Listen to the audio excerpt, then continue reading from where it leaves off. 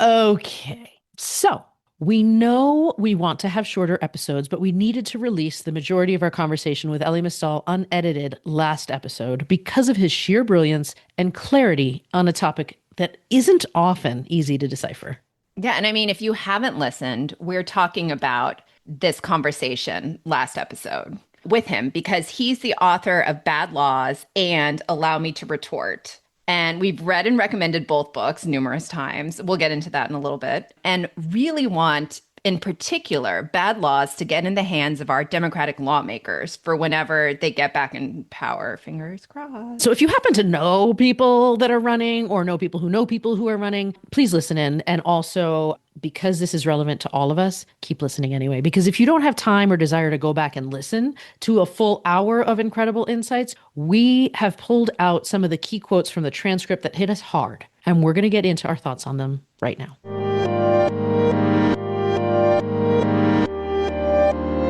Welcome to the What Do You Mean by That podcast, and we are your co-hosts, Sarah and Misasha. All right, so Sarah, I have been listening. I know this is going to come as a surprise to you to a lot of like true crime podcasts. And what I really love about them is they do like, let's say Dateline, right, has a podcast and they do Talking Dateline, which is the podcast about the podcast episode. And they always talk about how that episode came into being, like how they found those people or whatever. So I kind of wanted to do the same for Ellie's episode because I think the backstory is kind of interesting. So, you know, you and I know him in different contexts. And for me, I'm using that like real loosely, like Quotes. aspirationally know him, like parasocially know him, right? Okay, so, but why don't we talk about how you met him? Well, so I'll take a step back from that, actually, because the reason I had even heard of him was because of his first book being the pick of our podcast book club. And so that's the Allow Me to Retort book that we talked about. You know, back in the day, we had for a full year a podcast book club. We were reading books that had been banned, books that we think make a difference. And this was a book that we had chosen. And so I'd heard about him, had wanted to talk to him. I feel like I sent like fan email through his channels, but never heard back about having him on the show. So I'd kind of been like, all right, maybe that's never going to happen. And so I had basically let it go. And in June of 2025, I went back to the Harvard campus for our 25th reunion. And I am downstairs after, I don't know, some event in the freshman dining hall, which, by the way, is like a Hogwarts quality freshman dining hall, complete like stained glass windows, dark wood panels, gigantic tables across. I mean, it literally The is. sorting hat on the side. Pretty much, right? And so downstairs was basically, it used to be like the student commons and also is the bathroom. So I had run downstairs, run into friends of mine on the stairs and was chatting with them when I hear a voice coming down the stairs and I turn around and it is a black man with a gigantic white afro. And I'm like, that's Elie Mystal. I can't even remember what in my momentary fangirl moment, I just sort of blurted out, you're Elie Mystal. We are classmates and we are both here at our 25th reunion. We tried to reach out to you. We'd love to have you on our show because we had this show called Dear White Women. And then he's like, now that's a show I'd want to be on. And in that moment, we exchanged phone numbers and it turned into this episode, which I'm really, really grateful for.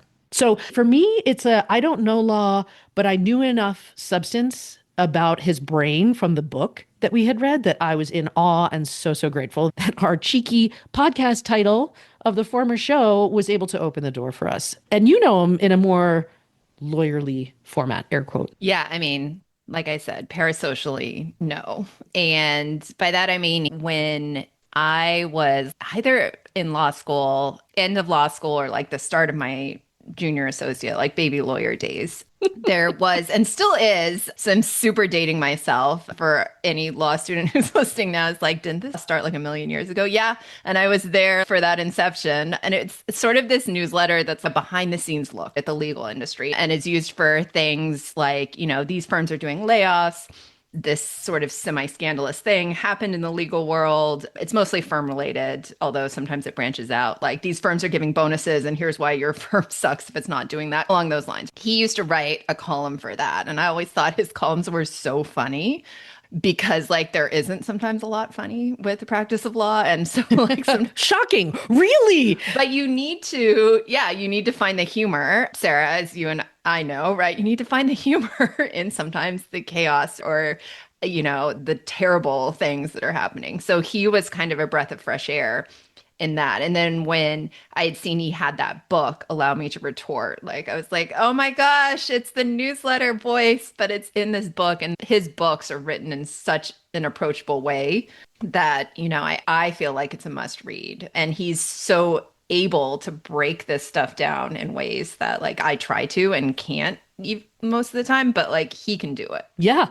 The ability to take very, very complicated things and distill it to the essence and communicate it in a way that's like comprehensible to someone who is not at all trained in the law is unbelievable. And I enjoyed it. Like, I actually can say I enjoyed reading a book about law, both books about law, which is shocking to me to hear those words coming out of my mouth. But would have never expected. So I feel like obviously he's got a huge platform on his own. But one of the things he said was like, please get my message into the places where people won't listen, right? Like I can't get into certain spaces is one of the things he said on that episode. And I feel like that's something that you and I started this podcast doing too. Like we wanted to make sure that we did it justice and like learned about the history of discrimination and racism and all of the things. But part of the reason we were going into organizations and talking was based on our book, Dear White Women, Let's Get Uncomfortable Talking About Racism. It was like a racism 101. And sometimes the ugly truth is people can hear something coming from a face that looks like ours versus a black face. And I feel like we all need to use our voices in the spaces where we have the privilege of being. And I really want everyone to therefore read this book. And again, get it into the hands of lawmakers, get it into like hands of people who vote, all this. I think it's important. Anyway, let's discuss. I mean, there were so many mic drop, like important moments. So I would say one of the things I do want to talk about, though, is he said this. Big think number one is we have to educate our own children because we cannot rely on the schools, on the state-run, government-run schools at this point to do that work. What are your thoughts? Well, first of all, I agree on many levels, right? Because as you can see, depending on what state you're in right now, right, your education and what you're allowed to be taught even is going to be drastically different. And that's if you're like a white cisgender American, right? Like that, forget about everyone else whose history is being, marginalized or removed or erased or whitewashed. So that is kind of the premise where I'm starting from. And I also think about this woman, Tia Levings. I think I sent you her newsletter. I don't know. We forward each other so many different newsletters that it's hard to keep track. But she comes from a fundamentalist background. And I think her newsletter currently now is called What the Fundamentalist. And so she writes from that perspective because she knows evangelical Christianity and how indoctrination works. And her whole argument, which has been kind of resonating with me lately, is like, we have to do the exact same thing to fight back, right? Like, not that you necessarily need to use the same tools, but evangelical Christianity and like weaponized evangelical Christianity has really been one of indoctrination, like education, the family structure, like everything you do is built around this concept of how the world is, right? So if you want to build a world with a different concept, you have to do the same thing. So I think this is one of those moments where we have to be really conscious of what is being taught, right? And be willing to support, especially if we can't do this ourselves, right? If it was before we were recording this, we were talking about, being able to do this and have the space and time to do this for your own kids is kind of a privilege. So being willing to support the organizations that are going to get in there and do that if we can't do it ourselves. So that's what I think in a nutshell. What about you? And I think I totally agree. I mean, okay, so I operate in thoughts and feelings a lot more than history, like in terms of recall right off the top of my head. But what I do recall was that the history of the American public education system was originally built in the East Coast in order to instill a religious tradition. So public school and religion had been intertwined at the very, very beginning. And I think we need to remember that the reason things like summer vacation exists because people used to work on farms. The institution of school has changed so much from the time when it was founded. At the end of the day, I don't know that we have adapted it to the current times enough. And I think with what we're seeing in our government right now, coming after the Department of Education, trying to limit multi-language learners, there is still politicization happening for education. I don't think there's ever been a statement being like, what is education for? And I think without that, we do still have to take responsibility for teaching our children, very much get clear with what our views are as families, that we know the history of really what happened in our country. Like we have to communicate with our kids what our values are, what we stand for when we speak up. I think the biggest validation came to me when both my kids took, in Colorado, the public school system requires a course called ethnic studies in social studies in order to graduate. And they were like, this is going to be the easiest course. Basically, this is like everything you've talked about since you've had your podcast. And I was like, amazing. Like, I really, really hope that they learn more than that. But even to know that they entered school with a fundamental understanding of like whatever they're going to learn in ethnic studies makes me quite happy.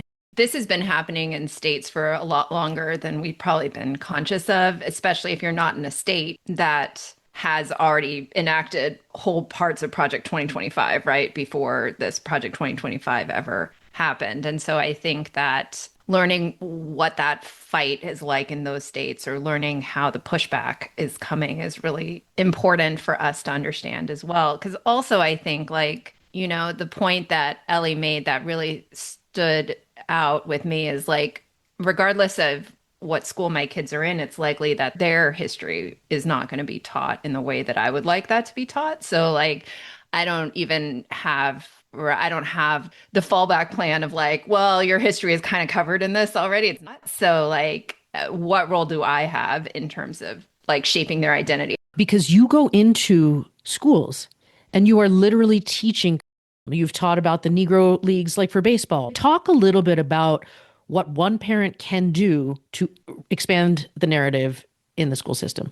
Yeah, I mean, I think schools are, well, obviously schools love parent volunteers. I mean, I think that there is not a school out there is like, you know what, we've had enough parent volunteers, like we're good. But I think in particular, what I have found more than schools wanting it is the kids really want it, right? Like I think like my deciding to make sure that Black History Month, for example, was not covered with the three figures that we've always learned about. I mean, Sarah, I'm sure you and I learned about in Black History Month. MLK, Rosa Parks. And then we're done, right? Like my thought was like, well, this is a rich history and we should talk about it, right? And as we've talked about, like these history months are great, except that it's not just confined to that one month, right? It should never be confined. The Black experience is not confined to that. The Asian experience in this country, like the Latino experience, it's not confined to a simple month. And so it's really born out of a desire of me being like, let me do something different and going in and talking to kids. And I think what has been the most validating about that is the kids being like, this is so great. We really wanted to learn about this. And like the questions that they ask. And, you know, I think the pushback that we have heard from parents is like, oh, well, won't that be upsetting? Or like, won't that, especially when you think about like, yeah, like Americans did some terrible stuff to other groups, right? Like Black Americans, Native Americans being like the first two that come to mind. Kids don't feel that shame when I'm talking to them, at least. Like I never hear a question about shame or guilt. I always hear questions that come from like curiosity, like, well, why did that happen? They are able to disassociate the history, right, with where we are now and how we can move forward. And that is really powerful. And I think the more that we can give kids tools to like ask those questions and think about building differently, the better we are all going to be, right? So that is what keeps me going back into the schools. And that is what keeps me suggesting things that, you know, sometimes the administration likes, sometimes they don't love. So like we work together. Well, I think also, in addition to what you're saying about the topics that you're teaching, I think the other thing we need to teach our kids at home is stuff like the skills of critical thinking, the skills of active listening. Like, what are my words saying, but what am I really trying to say? Because those skills into everything you're doing in the future. When these kids grow up and are interacting with kids who grew up in very different education systems than them, but they've all grown up in the same country, like they need to be able to communicate with one another. Us parents to do our part and take responsibility to continue, like, hey, so and so smells. They wear the same out every day. I still remember a kid came home, said that. And I said, what do you think might be going on with them? And they were able to craft several narratives about why this might be, as opposed to the kids, yucky, I want to stay away, right? Like it literally starts with those little moments, and you can teach your kids to think more broadly almost with everything. Yeah, I love that. And, I think about the role of social emotional learning, right? And like how that already puts them ahead of where we were growing up because there was no like SEL in class, right? Like that would have been just like a completely foreign concept. So I think kids, to your point, right? Kids are really open to that and kids kind of have those tools. They just need to know how to put them into practice, right? And so that's what we can do as parents. But also as parents, I think about what Elie said at the end of the podcast. And like that in particular has stayed with me. And I want everyone to have that stay with them too. Yes. Okay. I will read it out loud because it honestly was one of those mic drop moments where we're like, all right, we got nothing else to say. He said this: whatever you're doing right now is what you would have been doing during any great catastrophe in history. So do something so that you are not ashamed of yourself, so that your kids and your grandkids are not ashamed of you, because they will ask. They will ask when this is over, when we are through this. I don't know when, but at some point, our kids and our grandkids are going to ask, Grandpa, what did you do? And my answer cannot be nothing. We've said it many times. This is a period of history that will be studied for a very long time. It will be in the textbooks. It will be examined if there are textbooks in education. I mean, who the heck knows what's going to happen in the future? Are you doing right now? Because I think we've seen several examples of turning points in history where we read about it, like Paul Revere rode his horse to alert that the British are coming, the British are coming. Paul wasn't just hanging out with nothing better to do. He had family, job, community. Like everybody is always busy. What is more important? What are we prioritizing with our energy? And in a lot of ways, I also feel like I'm so overwhelmed. I can't do anything. I need to tap out. Okay, I get that. But I go back to this quote. It's been like my quote of the year. American poet and writer Grace Paley said, the only recognizable feature of hope is action. So if you want to maintain any sense of hope, you have to take action. And it's really like every little thing you do, that's the only way you're going to feel like you have any control and are doing something different. It's the only way that you can legitimately hold yourself up high and be able to tell your grandkids, this is what I did. Because without every single one of our actions, we may not have a great story to tell about the country that our grandkids are going to inherit. Yeah, and I mean, for me, I keep coming back to that first part where he says, like, what you're doing now is what you would have been doing during any great catastrophe in history, right? Because I feel like there were many of us who grew up, in the shadows of like World War II or, the Vietnam War, for example. You. Thank you. Like the far shadows, okay? But we'd read about those times, right? And we'd be like, oh, 100%. Like we'd be fighting those Nazis. Like, we'd be in the resistance. We would do what we can. But if you see yourself and what you were doing or maybe not doing in 2025, like that is actually, regardless of how you see yourself, right? That is likely what you would have been doing. And so I think like if that's not how you believe yourself to be, then anything you are doing changes that, right? Like it reinforces maybe how you want to believe that you are. And I think you can do that. I'm talking to bigger you, but like I know that small actions, like you were saying, like small things can move the needle, right? Daily small things, community-based, hyper-local. Like I keep talking about community these days because I think it is so important. And things that may not be seen as like giant acts of resistance, right? But still helping your neighbors, helping your friends, that is part of the fight for all of us. So I want to say keep going, right? Do those things because they matter. I think it's really easy to get distracted by national politics because they are so terrible, right? And it seems so hopeless. But I was on a call yesterday with someone where we were talking about voter protection. And she was saying, and this resonated with me, she was saying that like sometimes I feel really hopeless. But then when I'm with a group of people doing the same thing, I feel less hopeless. And she said also, her partner had said to her, because she's been doing this work through several election cycles, and he said, I'm worried about you because in 2020, in 2022, in 2024, like if you lose, are you going, like, is this just going to crush you? And she was like, no, you know what? Like, obviously, I would like to win, right? We all would like to win, but I'm going to be okay with losing if I go down fighting. And I think that is like the energy that we need to be taking into this because, yeah, like, does it seem hopeless at times? Sure. Does it seem like everything is going to be stacked and there's a predetermined way of how it's going to go? Maybe, right? But if we don't go down fighting, right, then what do we tell our kids? What do we tell our grandkids? I love it. Okay. So, on that front, now that we've shared a lot of our thoughts around this episode, we would love to hear from you too. So, please, like, we love hearing what resonates with you because that helps us continue to make these episodes, this show, as useful, as powerful, and as reflective of what you're wanting to hear as possible. Let us know. You've been listening to What Do You Mean by That? A show dedicated to being better humans and getting loud for all of us. Hat tip to Sarah's daughter for the logo, and huge thanks to Misasha's son for our incredible theme music. Find out more and subscribe to our newsletter at whatdoyoumeanbythat.com. Because as always, it's all of us or it's none of us.